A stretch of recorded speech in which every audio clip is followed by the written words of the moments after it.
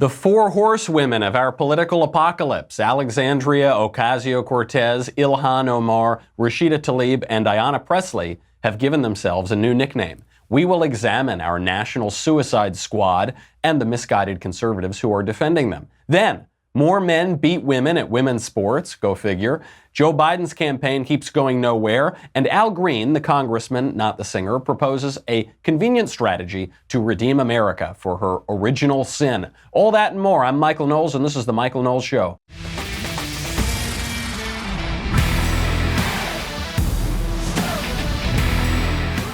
The squad is here. We will examine that suicide squad, that national suicide squad. But first, today's show is brought to you by our friends at Wesley Financial Group, the company that is helping a lot of people out there who believed those timeshare lies. I actually have relatives who have done this. If you bought a timeshare, you know the pitch. Oh, it's a great investment. It's a legacy for the kids. You can stay whenever you want, wherever you want, except the only problem with that is it's a total pack of lies. The ugly truth is with a timeshare, you can never tell how much it's really going to cost or when it's going to end. Many owners trying to sell their timeshares online find out the hard way it's not an investment when they can't get $1 for it.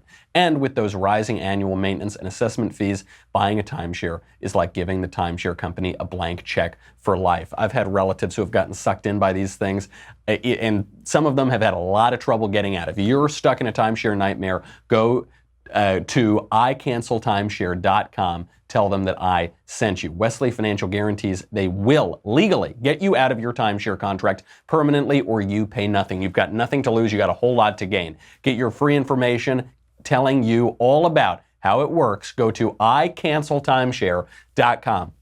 Couldn't be easier than that. icanceltimeshare.com. Check it out. Stop pouring money down to the drain to those timeshare scammers. Who is the squad? Do you know who the squad is? Ayanna Pressley, who is one member of the squad, has given them that definition. It's AOC, Rashida Tlaib, Ilhan Omar, and Ayanna Pressley. Here is Pressley giving them the nickname at a press conference yesterday.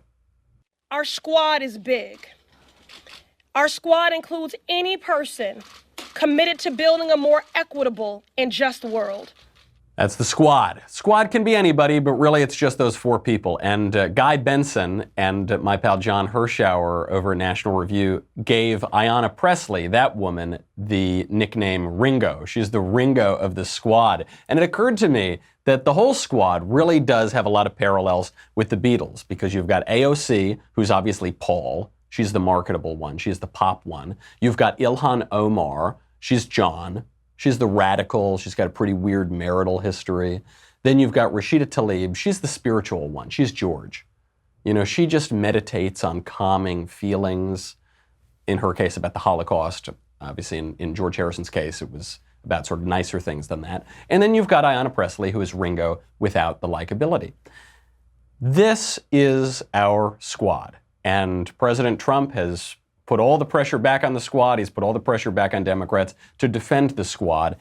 Late night talk show hosts are loving the squad. Here is Stephen Colbert defending them against that mean old Donald Trump. Of course, Trump does not like the squad. He is the leader of the rival gang, the Klan. Wow. Wow, that is so brave. A late night comedian calling President Trump a racist. I would say it's not just brave, it's really creative. Obviously, I've never heard it before. It's really funny. I can't stop laughing. I'm doubled over, as you can see. But more than anything, I guess, it's just so courageous to say that in our culture. And it's not just late night comedians who are doing, even random left-wing talking heads are summoning the courage somehow to go on leftist news channels, mainstream television, and call Donald Trump a racist. If you're supporting Trump, you are a racist at this point. I'm not afraid to say it, and no one should be. I was so afraid to say it, because no one's saying that out there. Nobody in the mainstream media or the newspapers or television or Hollywood or the entire left half of American politics or basically anyone in the culture at any time has actually had the courage to say Donald Trump is a racist, except for that guy, that random talking head on MSNBC and Stephen Colbert. They have just summoned such courage. On the question of racism, even on the question of radicalism more generally, it might be helpful to compare President Trump to the Squad. Because here's how it seems to me. It seems to me that for the last 3 years, the left has accused Donald Trump of supporting racists and neo-Nazis and white nationalists, and use whatever term you want. And so they've said, hey, Donald Trump, you need to condemn white nationalists and bigots. And then Donald Trump has basically said, okay, I totally condemn bigots. Here he is. Racism is evil, and those who cause violence in its name are criminals and thugs, including the KKK, neo-Nazis, white supremacists, and other hate groups that are repugnant to everything we hold dear as Americans. And I'm not talking about the neo-Nazis and the white nationalists, because they should be condemned totally. We are a nation founded on the truth that all of us are created equal. We are equal in the eyes of our Creator. We are equal under the law, and we are equal under our Constitution. Those who spread violence in the name of bigotry strike at the very core of America. How many times do I have to reject? I've rejected David Duke. I've rejected the KKK, the Ku Klux Klan. From the time I'm 5 years old, I rejected them. I put it on Twitter last week. Now, I have been asked this question so many times. I have rejected it so many times.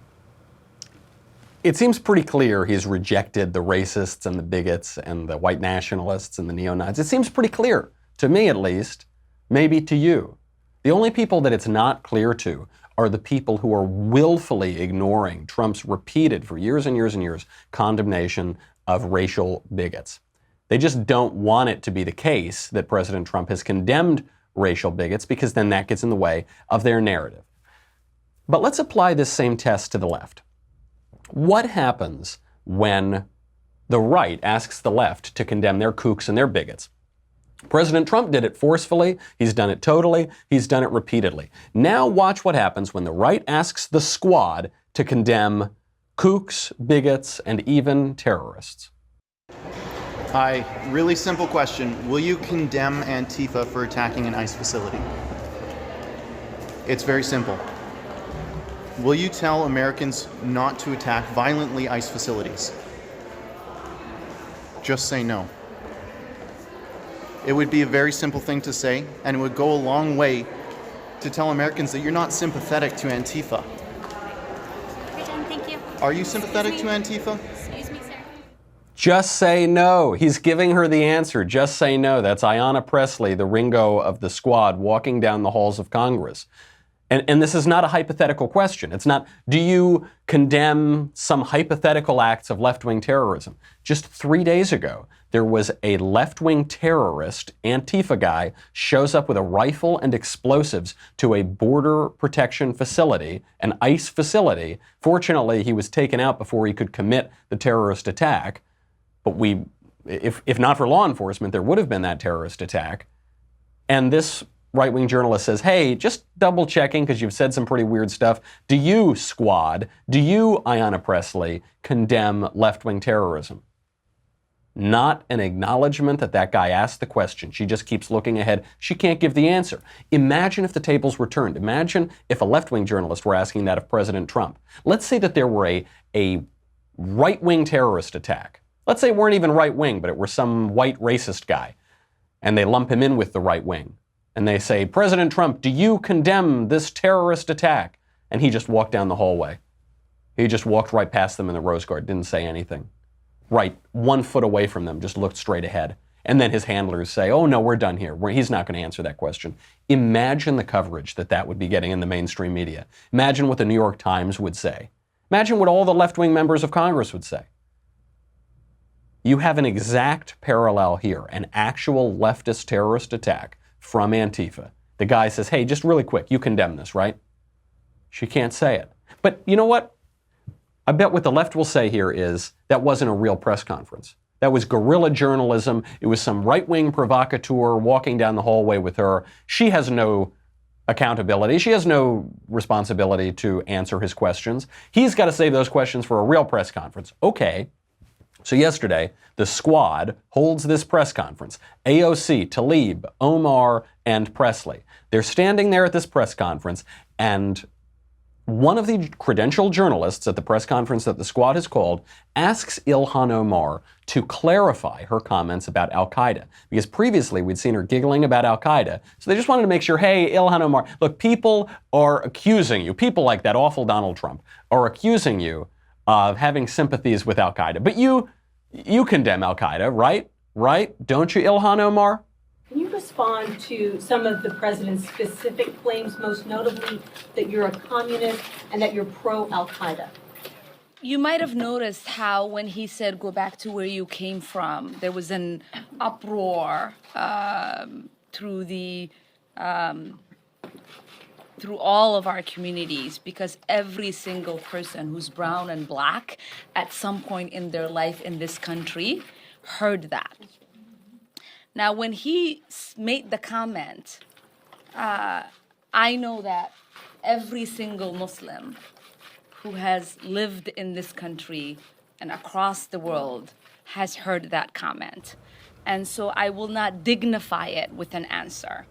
What? Hey, Ilhan Omar, do you condemn Al-Qaeda? Humana. I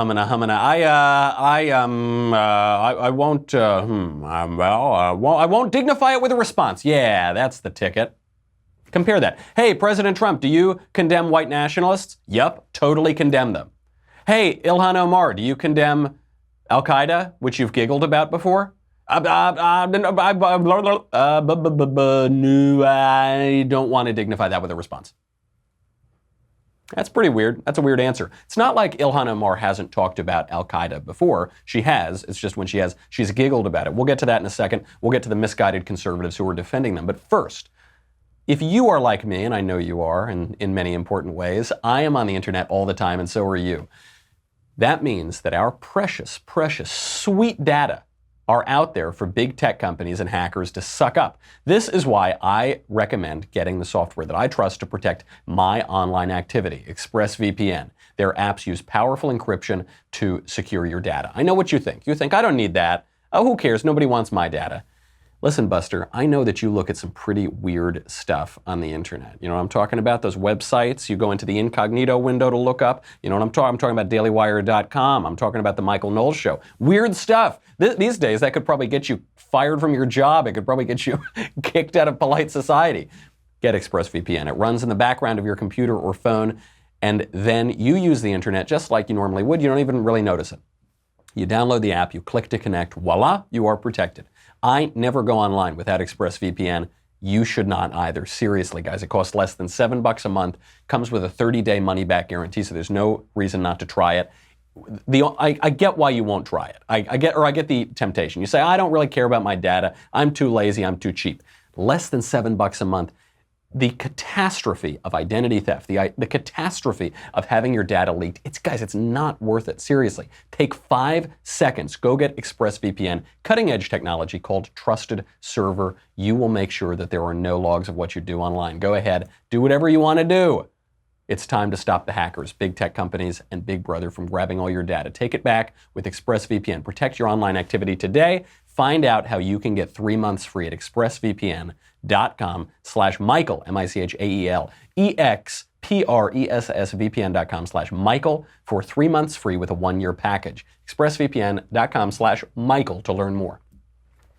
So it's not like Ilhan Omar hasn't talked about Al-Qaeda before. Now she's saying she won't dignify it with a response. She's talked about Al-Qaeda at length on camera. The difference is when she's talked about it on camera, when she's comfortable talking about Al-Qaeda, she's not condemning Al-Qaeda, she's giggling about it. And so it was the thing that was interesting in the class was every time the professor said Al-Qaeda, he sort of like his shoulders went up and he's in command here. Al-Qaeda, Hezbollah. He's an expert. You don't say America with an intensity. You don't say England with an intensity. You don't say the army with an intensity. Qaeda. But you say these names because you want that word to carry weight. Right. So she's willing to talk about al-Qaeda at length so long as she can giggle about it and so long as she can draw a moral equivalence between al-Qaeda and the United States and the U.S. Army and England. Then she can talk about al-Qaeda and she's all smiles. But when someone watches that and says, gosh, are you seriously drawing a moral equivalence between al-Qaeda and the United States? Are you giggling about it? Do you have some kind of sympathy for al-Qaeda? Then she says, I won't dignify that with a response. These are terrible people. The Squad, they are terrible, terrible people. They champion terrorists. They literally champion terrorists. Ilhan Omar, Rashida Tlaib. I mean, even Ayanna Pressley won't even answer the question about Antifa walking down the street. These are members of Congress who have asked for leniency for terrorists who have tried to go and join ISIS. These are bad people.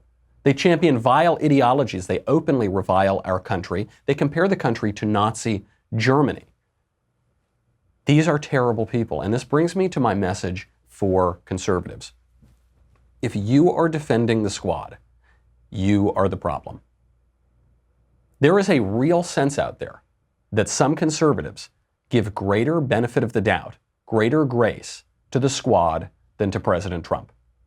There is a real sense out there that in an effort to seem broad-minded and liberal and understanding and modern, that some conservatives give greater deference to people who openly despise this country than to people who love this country.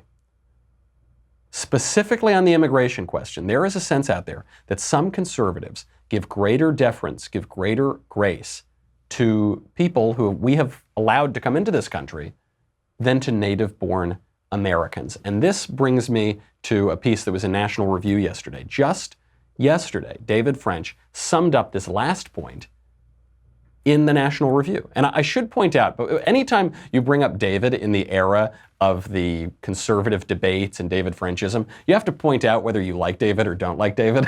And I do. I like the guy. You know, in some quarters these days, French is a bad word. I guess actually French is always a bad word, but David French specifically has become a bad term. And I like David French. I respect what he's done in his career.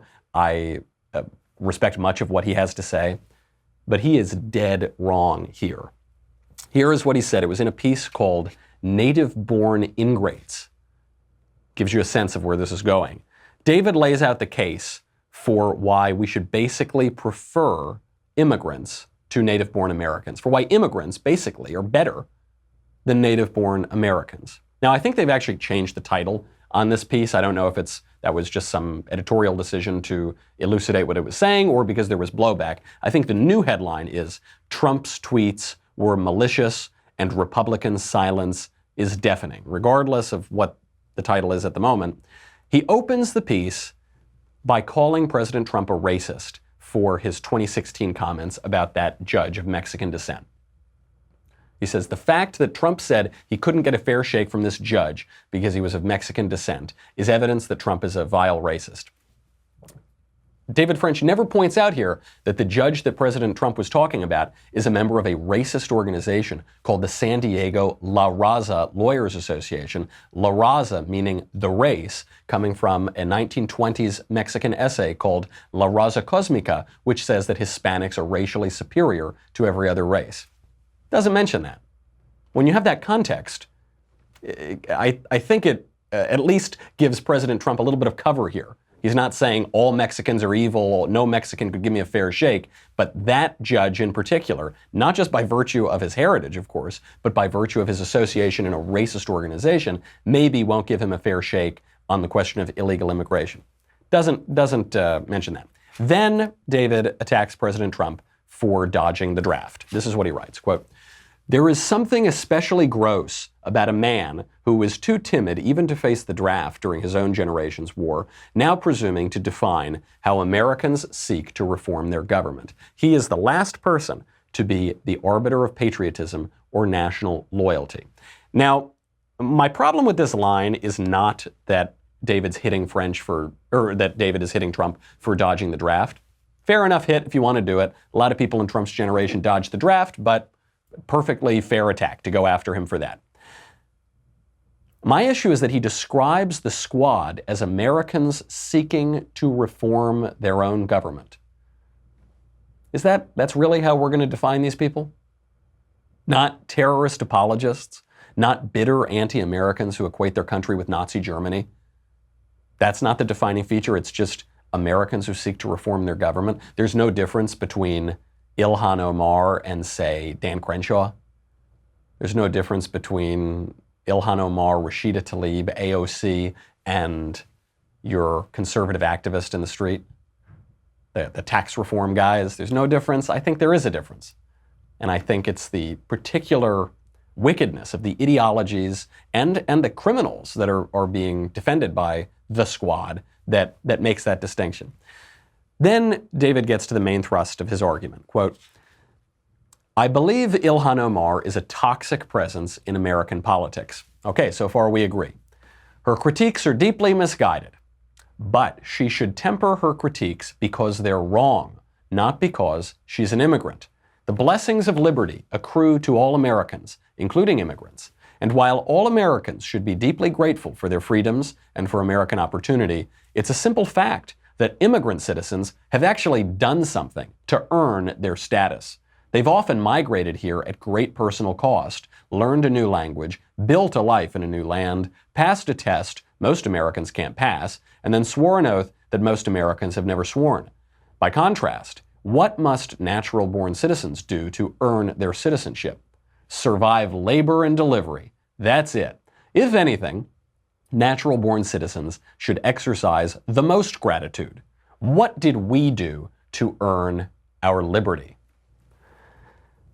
This is profoundly wrong, but it does express a certain view that has become popular on the right. This view, the immigrants, they're better than us. We're terrible. We're the worst people on earth. We Americans, we've caused all the problems in the world. Everyone else is better than us. That's not exactly what David's saying, but that's the sense I think that's being conveyed. The point he's making is that immigrants don't really owe a special debt of gratitude to this country. If anything, the native-born Americans do. Completely wrong.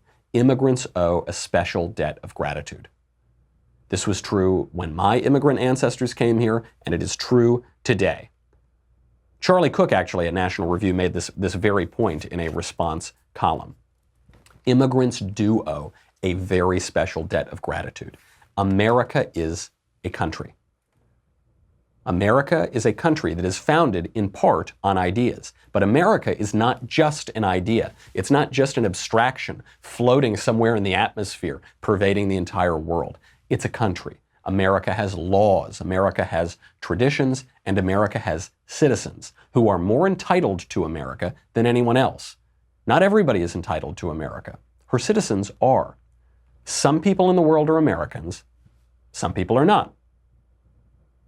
Not everyone is entitled to America. We have the most generous immigration system in the world. Most people have no idea how generous it is. We take in well over 1 million people a year, legally through immigration. That's in addition to what, another 1 million people we take illegally? We've got 3,000 people per day pouring into this country. There's no second place. We take in so many people per year. That number has skyrocketed, by the way, since the 1960s, when Democrats, following the leadership of Ted Kennedy, changed our immigration laws. We now have the highest foreign-born percentage of the population that we've had since the 1890s. Pretty generous. Maybe a thank you to native-born Americans is in order. We don't need to take in all of those immigrants. It's our country. We can do whatever we want with it. Every other country gets to decide who comes in. And guess what? All those other countries take in barely any immigrants. Germany is number 2, and they take in a fraction of what we take in. Virtually every other country just doesn't take that many people. We choose to take those people in. They should be exceedingly grateful. I expect a thank you note.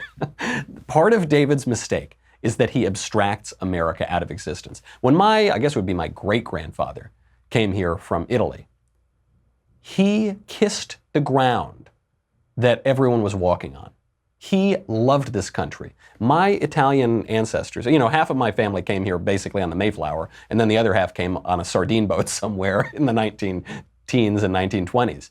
And I've never met more patriotic people than my Italian ancestors. They wore American flag pins. They waved the American flag. They would never let it touch the ground. They made sure to learn English. They did their damnedest to learn English. As well they should. That's expected of them because they're being welcomed in to the country. America's not just some abstraction. It's a real place. And it requires real acts of charity to allow immigrants to come in. Where David goes wrong is in the ideology of it all, just focusing so much on ideology. He writes, "The blessings of liberty accrue to all Americans. What did we do to earn our liberty?" As though America were just this one word, liberty, this totally abstract concept that means many things to many different people, many things around the world. It means one thing in an American context. It means a very different thing, let's say, in a French context. Pun intended, but I mean the country, France. It means another thing in a Japanese context. America is more than just some ideological intuition or definition of liberty. It's our institutions. It's our history. It's our material blessings. We're the most materially prosperous country in the history of the world. It's our substantial religious zeal. Even now, as religion is fading away from America, we're still more religious than the rest of the Western world by a long shot. It's our common bonds to each other. It's our symbols. It's the American flag. Most of all, it's our people. The country is our people, more than geography, more than buildings, more than even our legal documents. The country is our people. We'll explain what this means for our politics, for the Suicide Squad. Then we'll get to a little gender ideology. Men keep beating women in women's sports. We'll get to Joe Biden. We'll get to so much more, but you've got to go to dailywire.com. By the way, be sure to tune in tomorrow, July 17th at 4 p.m. Pacific, 7 p.m. Eastern for our latest episode of Daily Wire Backstage. Join me, Ben Shapiro, Andrew Klavan, and the Daily Wire God King, Jeremy Boring, as we drink delicious whiskey, smoke lovely stogies, and chop up the latest insanity in pop culture and politics. Insights and laughs will abound. That is tomorrow, 4 p.m. Pacific, 7 p.m. Eastern, for the best round table talk in politics. Go to dailywire.com. We got a lot more coming up. We'll be right back.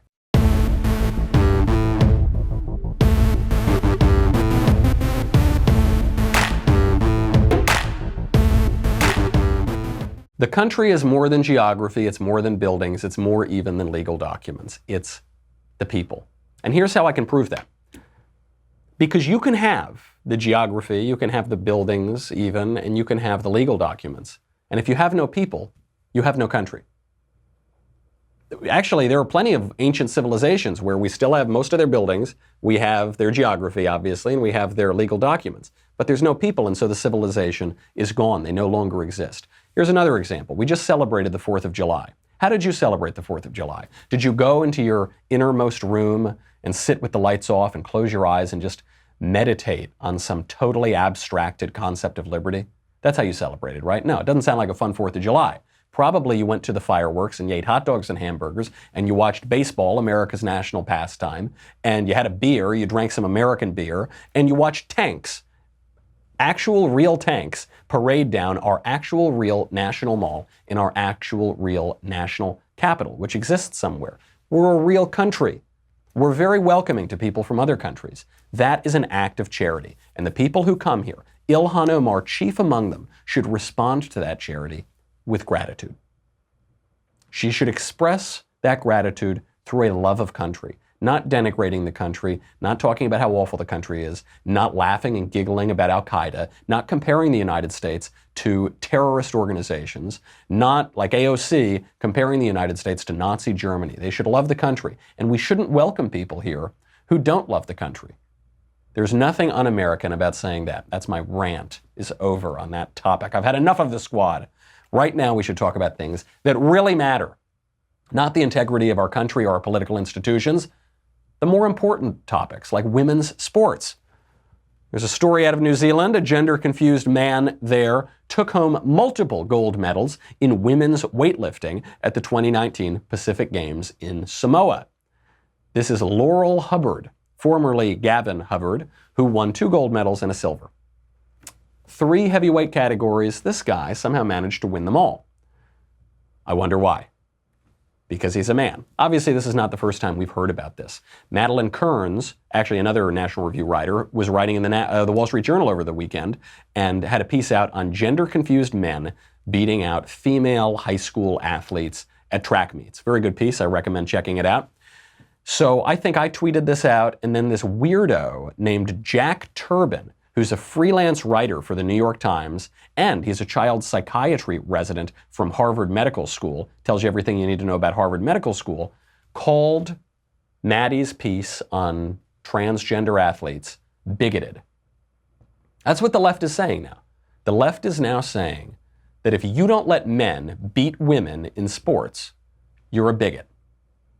And there's a real irony here in the whole gender ideology movement, is you have a woman writing in the Wall Street Journal about how we should preserve women's sports, and then you have a man coming in and saying that it's bigoted to preserve women's sports, that men should be allowed to beat women. That's what it comes down to. And this is what the left does. The left goes and says that if you defend women's locker rooms, women's bathrooms, women's sports, any separate place for women to have on their own, all their own, to compete and do whatever they want, if you defend that, you're a bigot. And the right makes a mistake because we don't refer to the people who say that as misogynists, which is what they are. He sent out the tweet, bigoted writer in the Wall Street Journal defends women's sports. We should say misogynist writer in the New York Times opposes women's sports. I pointed out to this guy how stupid his opinion was, and he had no argument. So what he did is he accused me of being obsessed with women's sports. I can assure you, I have never watched a single women's sporting event from start to finish in my entire life. I don't watch a whole lot of sporting events anyway, and I certainly don't watch women's sporting events like the WNBA or something. Just not my cup of tea. I don't know. Everybody has their thing. That's not mine. But this is what the culture warrior left always does. They always gaslight us on this. They radically redefine some very basic aspect of our culture. They radically redefine sports. They radically redefine gender. They radically redefine bathrooms. They radically redefine marriage.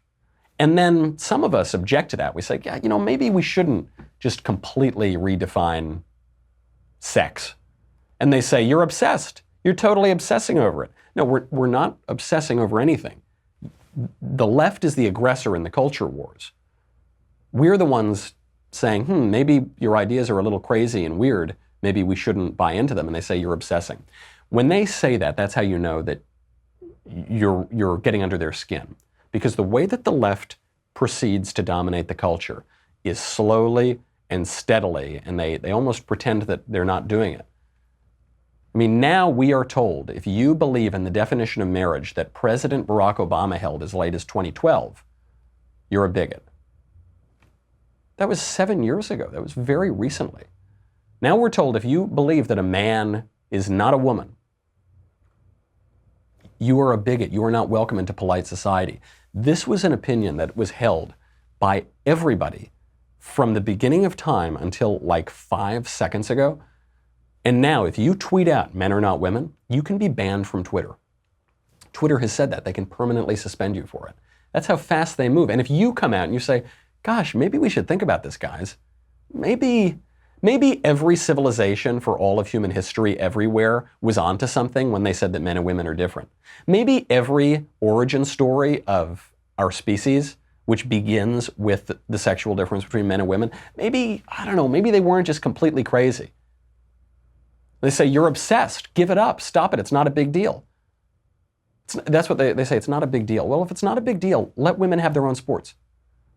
If it's not, you're right. I don't think it's a big deal to let women have their own sports. You, on the left, you're the ones making this a big deal. So fine, let them have their own sports. Let them have their own locker rooms. Let them have their own bathrooms. Back off. Women exist. Get over it, weirdos. But they won't do that. They can't back off because this is part of the aggression of the culture wars. This is part of it's an irony because of all people, I'm the one now defending women's sports, but I guess politics makes strange bedfellows. And you are going to see within the next few years, women's sports will not be permitted to exist. This will make it all the way up to the Olympics. You're already seeing that happen now. And the question is, when will feminists, when will women generally, when will the fairer sex rise up and say, no, stop it, you weirdo men who write in the New York Times and tell us that we're not allowed to have our own sports? Stop it. You don't get to do that. It is misogyny. It's a word that I don't use very often, but that's the only way to describe it. Speaking of totally old and antiquated ideas like the difference between men and women, let's talk about that old and antiquated presidential campaign run by Joe Biden, the sometime front runner. I guess he's still the front runner, but he seems to be going nowhere fast. So he was recently asked what his health care plan would be. I kid you not, the gaffe machine, the greatest gaffer in the history of American politics, comes out and tells the people that his health care plan is that if you like your doctor, you can keep your doctor. Where have we heard that before? Here he is.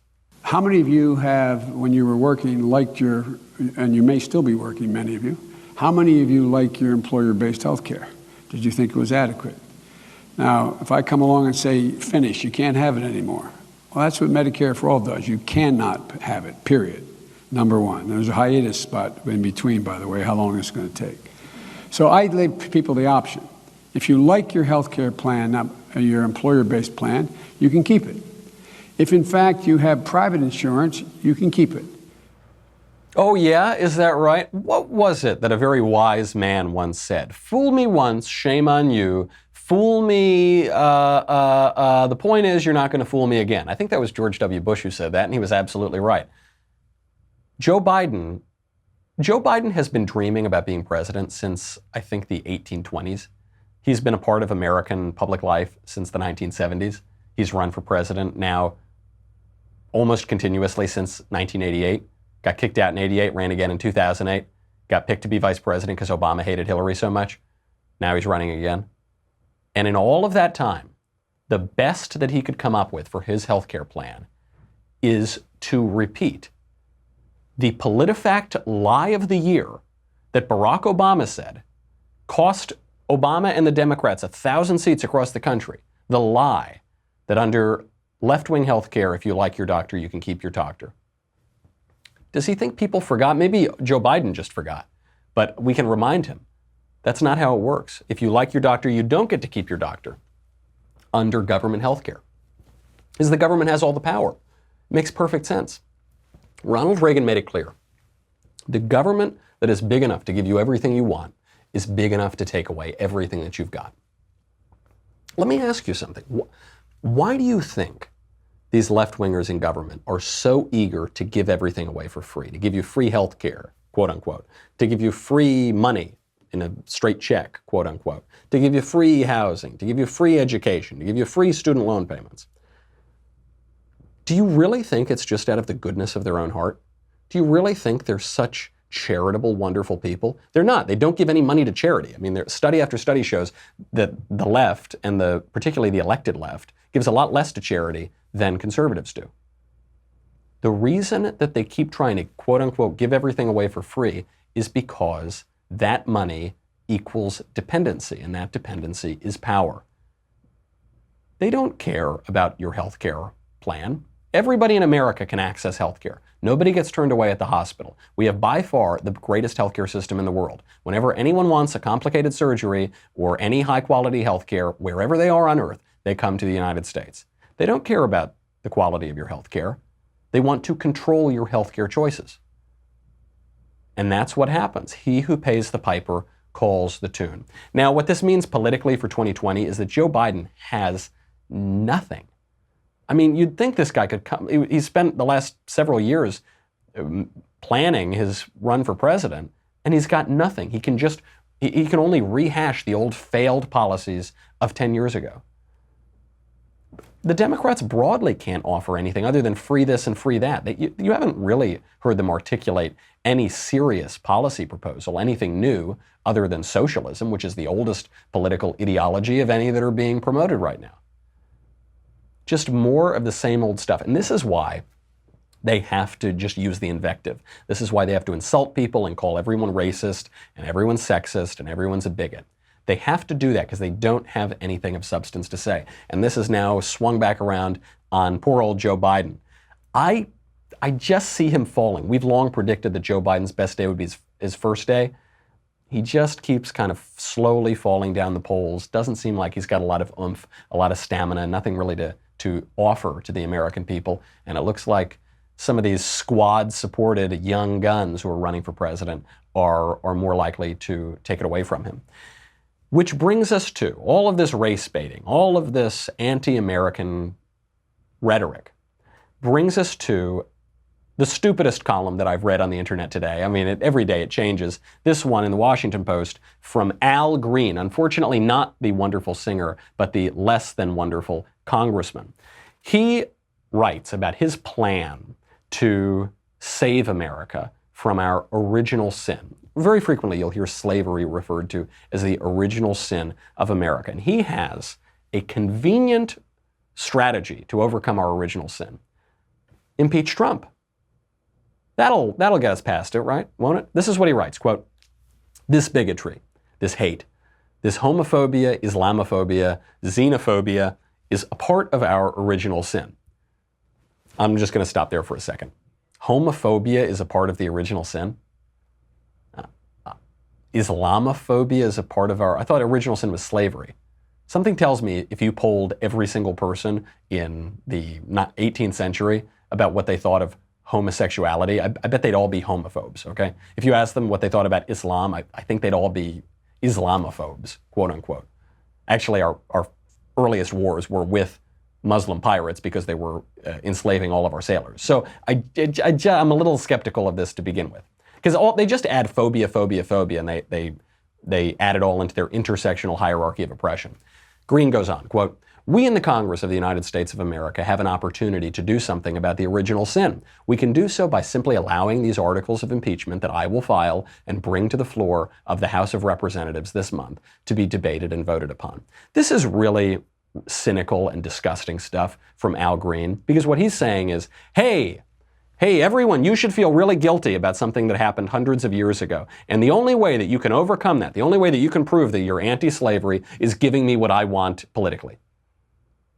How disgusting, how cynical. He goes on, quote, "This is our opportunity, and I beg that we would take advantage of it and let history know that when we had a chance to do something about the original sin of the United States of America, the sin which caused us to have a civil war, the sin which took Dr. King's life, the sin which took Abraham Lincoln's life, when we had an opportunity to do something about the original sin, we took the opportunity and we did, which was the most honorable thing to do, and that was to impeach this president." I won't even get into the countless grammatical and punctuation errors in this very stupid column, but I will point out his incoherence. We need to do something to overcome the original sin. The original sin is slavery. We need to do something to overcome the original sin which caused us to have a civil war.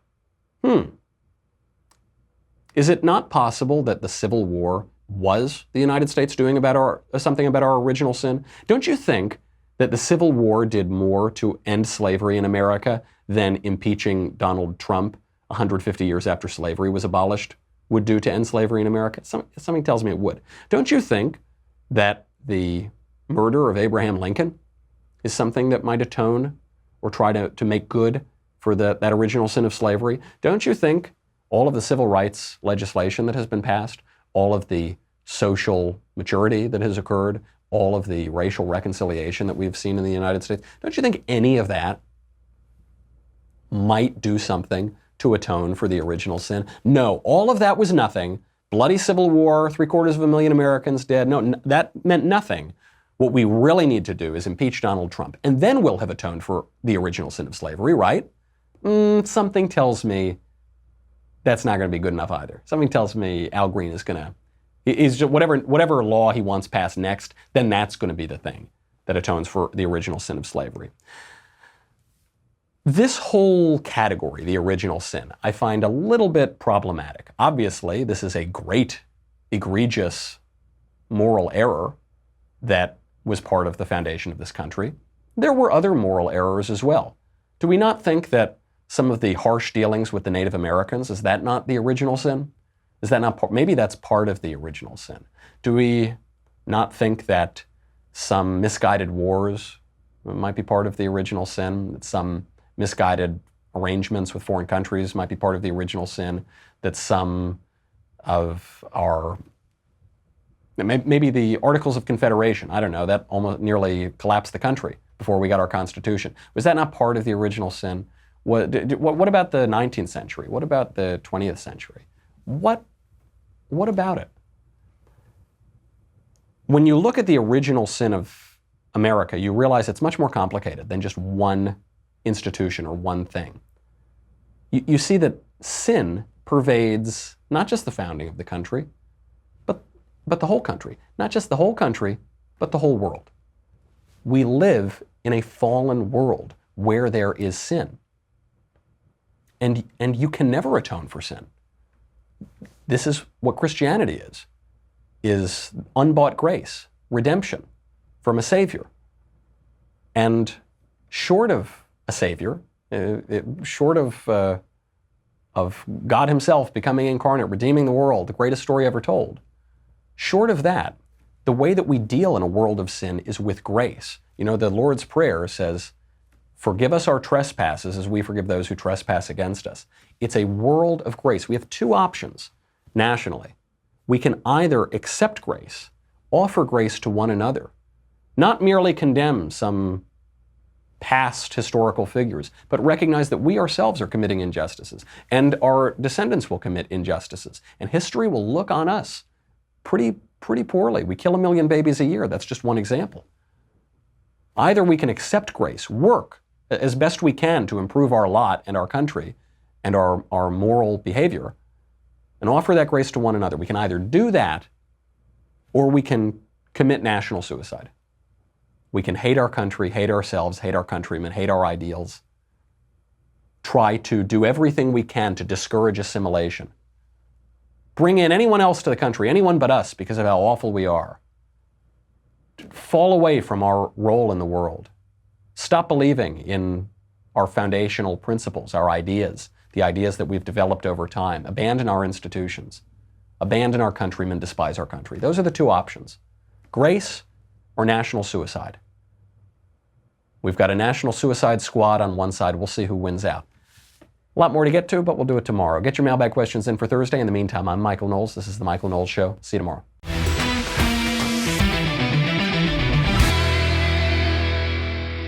The Michael Knowles Show is produced by Rebecca Dobkowitz and directed by Mike Joyner. Executive producer, Jeremy Boring. Senior producer, Jonathan Hay. Our supervising producer is Mathis Glover, and our technical producer is Austin Stevens. Edited by Danny D'Amico. Audio is mixed by Dylan Case. Hair and makeup is by Jesua Olvera, and our production assistant is Nick Sheehan. The Michael Knowles Show is a Daily Wire production. Copyright Daily Wire 2019.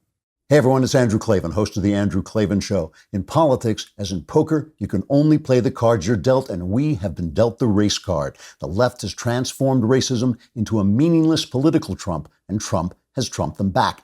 Yesterday was like the Texas Hold'em World Race Card Championship. Can anybody win this game?